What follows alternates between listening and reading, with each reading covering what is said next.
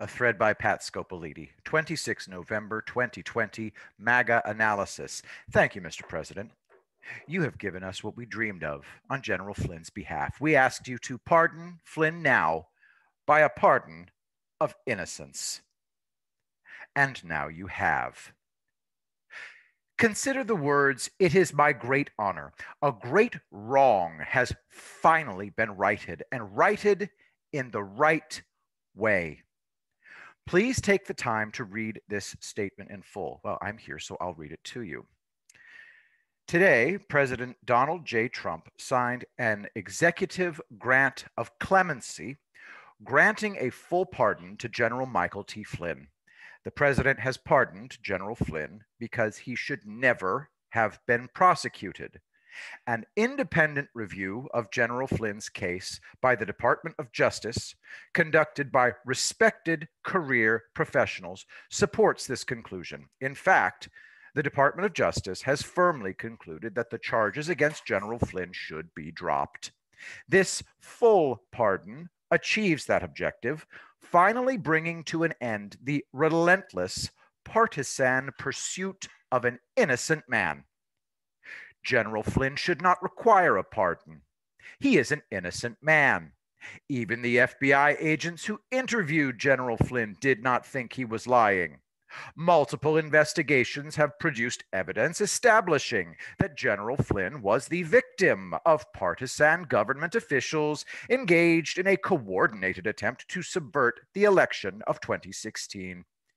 These individuals sought to prevent Donald Trump from being elected to the presidency, to block him from assuming the office upon his election, to remove him from office after his inauguration, and to undermine his administration at every turn. The prosecution of General Flynn is yet another reminder of something that has long been clear. After the 2016 election, individuals within the outgoing administration refused to accept the choice the American people had made at the ballot box and worked to undermine the peaceful transition of power.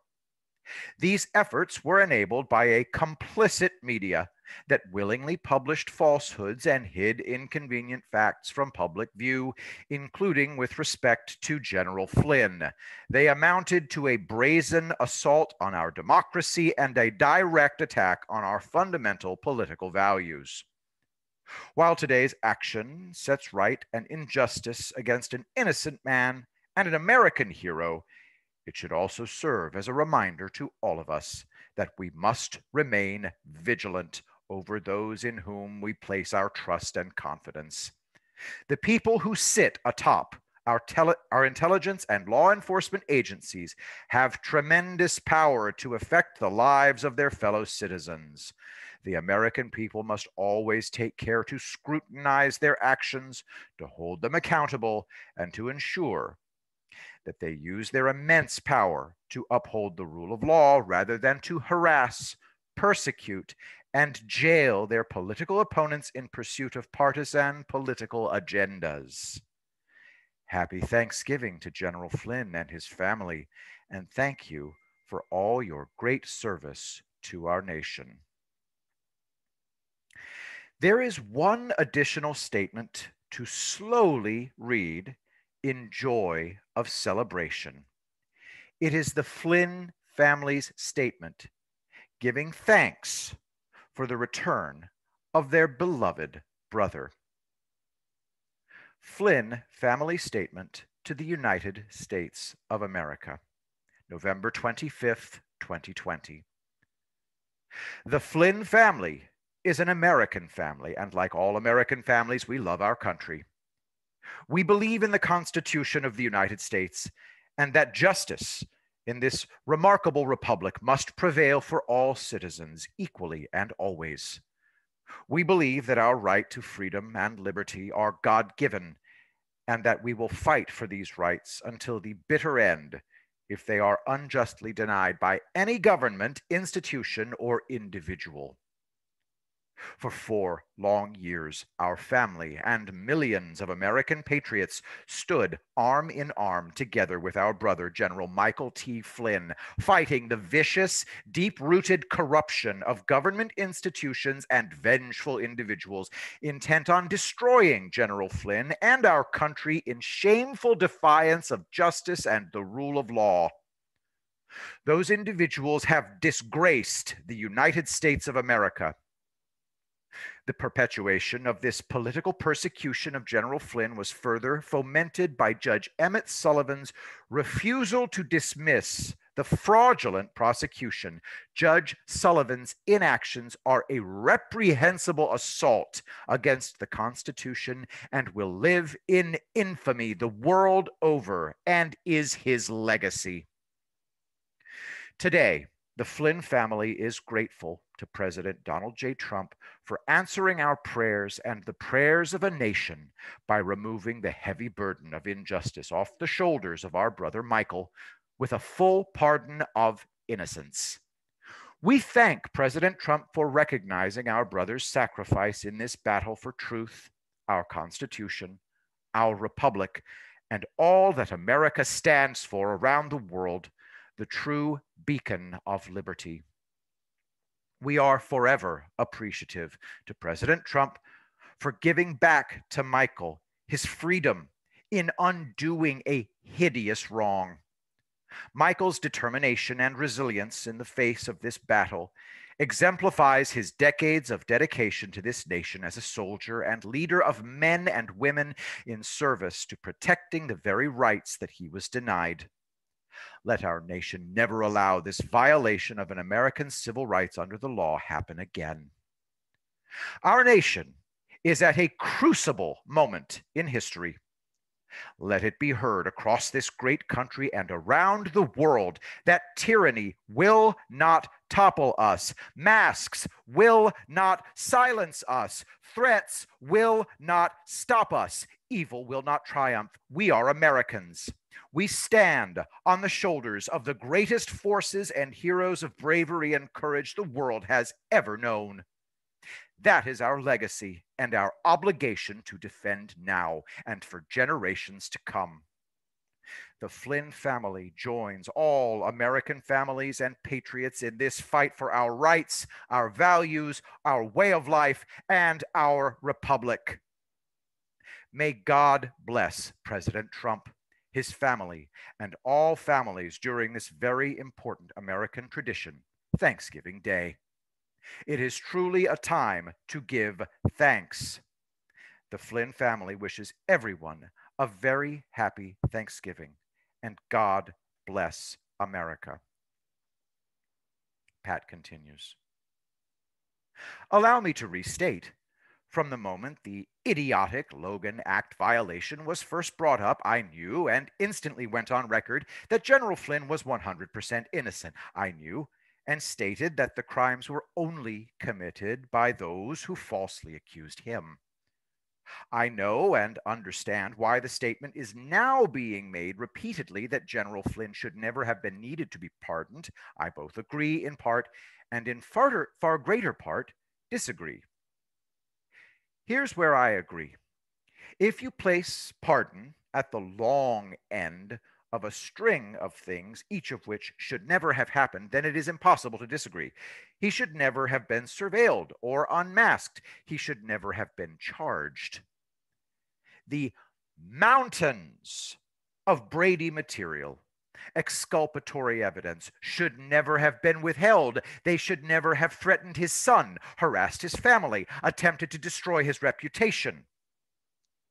Collusion between defense team Covington Burling and Rob Kellner and the Mueller investigation's prosecutorial team should never have occurred. We've never been given a reason behind Judge Contreras' recusal. Why did that happen? Contreras should never have had the case. We now know that Judge Sullivan is one of the most corrupt judges in America, and he got the case next. That shouldn't have happened. Every unconstitutional, prejudicial act of Judge Sullivan's against Flynn should never have happened. At any one of those points, This entire travesty of injustice should have been stopped once Sidney Powell uncovered all the Brady evidence and documented the egregious nature of the government's misconduct. The case should have been dropped. In all, then, obviously, no pardon should be required. Thus, General Flynn, 100% innocent, should not have to be pardoned. We all have the right to be white hot angry over this 4-year debacle and evil, raging, burning hot, angry. There is another side to this question. I will not get into any of the details, although I'll lead you to where you can find them. But there are 3 problems that need solving, even still. 1 is of definitions, 2 is of constitutional law, 3 is of Department of Justice practice. We have defined the term pardon wrongly, and our definition is new, not adhering to old usage, which was far wiser and better. This you must follow.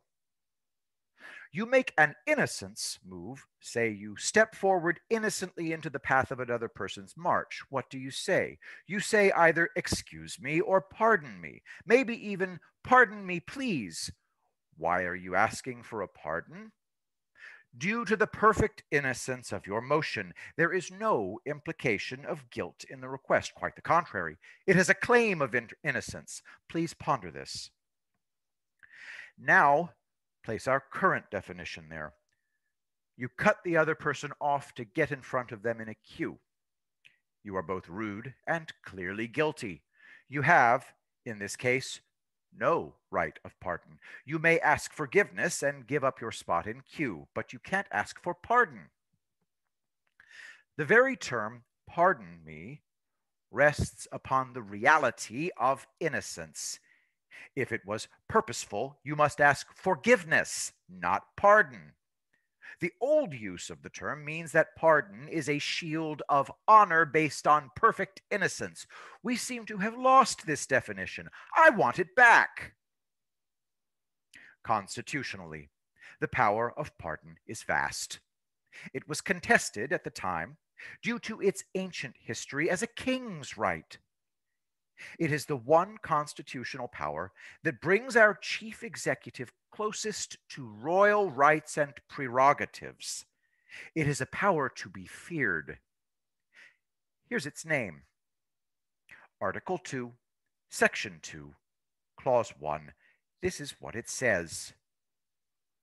The President shall be Commander-in-Chief of the Army and Navy of the United States and of the militia of the several states. When called into the actual service of the United States, he may require the opinion in writing of the principal officer in each of the executive departments upon any subject relating to the duties of their respective offices.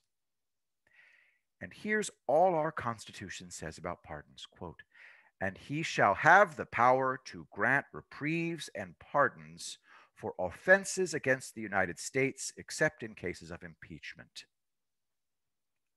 Now, obviously, General Flynn committed no offense against the United States. Thus, he shouldn't need a pardon. But here's the flaw in our system. It does not address egregious government misconduct. How is a person to find protection against the government itself?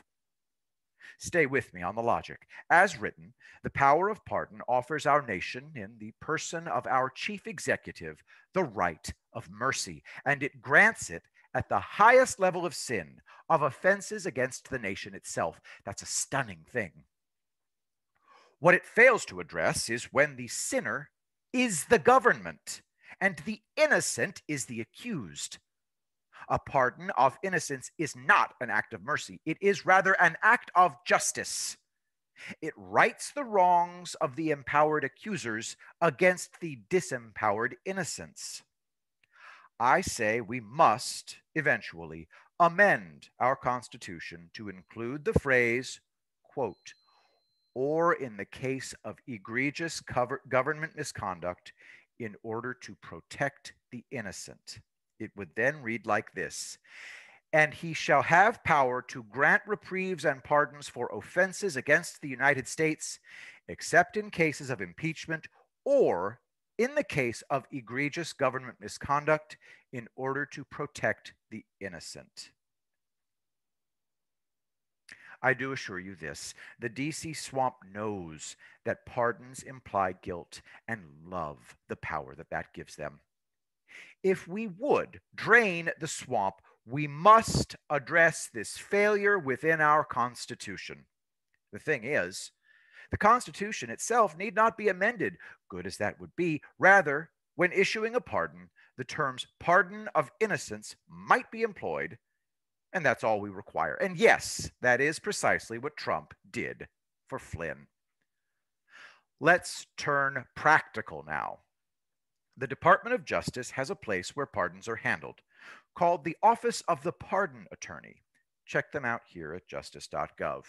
The most important information is located at their Standards for Consideration of Clemency Petitioners, link in the thread. To get this right, please understand none of this is law. It is policy. Yes, the DOJ prosecutes cases via federal law, but its offices, such as this one, practice policy. Policy is internally generated. No legislation of law is required. This is all policy, not law. Now, look at these terms. Consideration, clemency petitioners. They give you consideration if they decide to, and if they do, then you are seeking clemency. Mercy, you are seeking that the law be nullified by mercy, and you make your petition. To get the flavor, consider this, quote, as a general matter, the clemency cases, the correctness of the underlying conviction is assumed, and the question of guilt or innocence is not generally at issue. However, if a petitioner refuses to accept guilt, minimizes culpability, or raises a claim of innocence or miscarriage of justice, the United States Attorney or Assistant Attorney General should address these issues. Should address these issues. Can you hear it? You're not innocent. If you were, you wouldn't need clemency, and you'd not be a petitioner. Linger over this coming quotation. Quote, the United States Attorney or Attorney General can contribute significantly to the clemency process by providing factual information and perspectives about the offense of conviction that may not be reflected in the presence or background investigation reports or other sources, e.g., the extent of the petitioner's wrongdoing and the attendant circumstances, the amount of money involved or losses sustained, the petitioner's involvement in other criminal activity, the petitioner's reputation in the community, and, when appropriate, the victim's impact of the petitioner's crime. On occasion, the pardon attorney may request information from prosecution records that may not be readily available from other sources, end quote. Can you feel it? Everything about these procedures assumes rank guilt. One more quote. In general, a pardon is granted on the basis of the petitioner's demonstrated good conduct or a substantial period of time after conviction and service of sentence. And wait, here's the very worst part of all. Quote, acceptance of responsibility, remorse, and atonement. The extent to which a petitioner has accepted responsibility for his or her criminal conduct and made restitution to its victims are important considerations. A petitioner should be genuinely desirous of forgiveness rather than vindication, while the absence of expressions of remorse should not preclude favorable consideration. A petitioner's attempt to minimize or rationalize culpability does not advance the case for pardon. In this regard, statements made in mitigation, e.g., everybody was doing it or I didn't realize it was illegal, should be judged in context. Persons seeking a pardon on grounds of innocence or miscarriage of justice bear a formidable burden of persuasion. End quote. Responsibility, remorse, atonement. What are these words? They are religion, not law. They express the elevation of the state in all its power to divinity. My God is the state. That is what they say. Can you say blasphemy? Please again, note, there is either no consideration of the grim possibility of government misconduct or the sternest standard of proof of innocence. Another point to linger upon: proof of innocence? The entire basis of law in these great United States is founded upon the presumption of innocence. The burden of proof is always on the prosecution and never on the defense. Twisting and distorting this entire practice of law, the DOJ inverts the presumption. You're guilty. If you wish a pardon, you must confess your guilt as if you were in a confessional box. Bow, and we may lighten your punishment. Zero presumption of innocence. Where does this all leave us? First, be 100% clear. General Flynn is 100% innocent. Had the court ever acknowledged his constitutional right to the presumption of innocence, none of these evil things would have occurred. Second, please take this in. Our great president has executed precisely that: a pardon of innocence. It's time to get this right. Our government, our DC swamp, uses every tool it has to steal America away from us, with tremendous great thanks. I am thrilled to accept our general back. The charges were wrong all along, yet still, I want more. I want a nation where things like this can't happen. A true and free America. I want to know my children will be safe where we were not. P.S. If you'd like to see the beginning of all these analyses, here's where you go. Link in the thread, pardonflynnnow.com. I will be the greatest president that God ever created.